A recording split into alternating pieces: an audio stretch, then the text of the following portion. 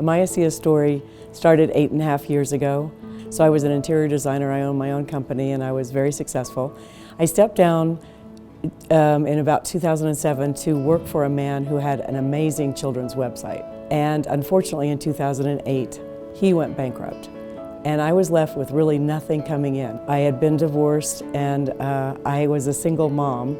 And it was very, very scary. I had looked and looked and looked for jobs for 6 months, went through all my savings, was completely bankrupt pretty much. I found a job as a server in a restaurant, and I was working from 10 in the morning till midnight or 1 or 2 every single day to make enough money to stay in the home.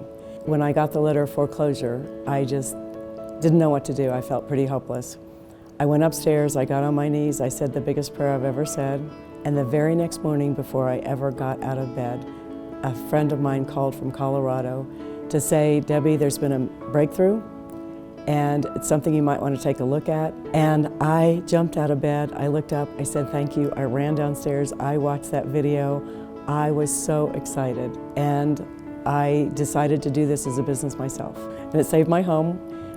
In just working 20 minutes a day, I was able to contact enough people, and after a 1.5 years, one of my proudest moments, I was able to pay for my son's wedding rehearsal, which I never would have been able to do a 1.5 years earlier. I wouldn't have even been able to give him a wedding gift, and it's just changed my life.